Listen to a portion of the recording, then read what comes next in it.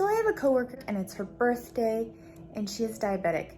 We have called so many different places to see if they could make her a cake for her birthday, and every place says no, we don't do sugar-free cake, which is kind of weird to me because obviously there's a lot of keto and diabetic restrictions, but every place we called, they said no. So I said, you know what, I'll just make one and she can have her own personal sugar-free cake. So if you want to know how to make it, we're going to make it in the air fryer. Let's go spice things up. The first thing we're doing is preheating our air fryer for 5 minutes at 385.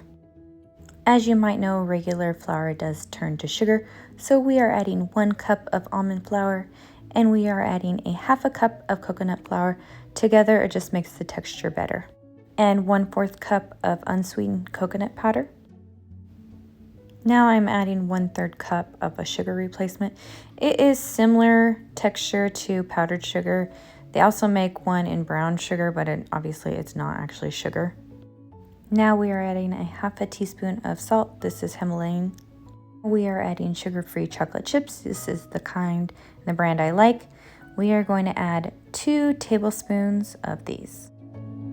Next is 2 1/4 teaspoon of baking powder and 1 1/2 teaspoons of pure vanilla extract. You want to add 3 eggs. Those are homegrown eggs from our chickens. Go ahead and break up the yolk and start stirring the ingredients together. To make it a little more flavorful, we are adding 1/3 cup of espresso. Stir again. And 2 tablespoons of canola oil, which actually helps with diabetes. And of course you want to go ahead and stir it up again until it is this consistency. Now we're going to spray our cake pan with cooking spray.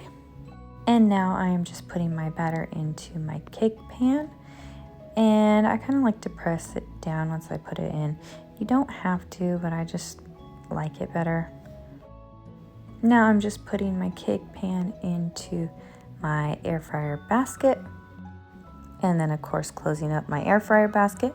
I'm going to go ahead and cook it for 10 minutes at 375. We'll come back when it is done. All right, time to check it out. Yep, that looks really good.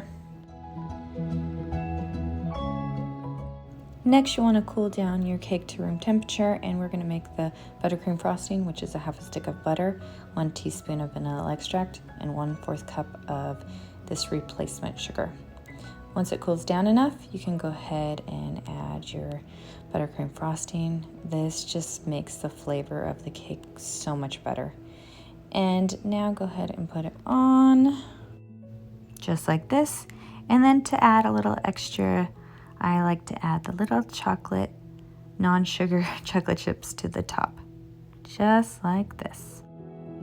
Thank you guys so much for watching. If you have any questions, go ahead and comment below. Bye, and see you in the next video.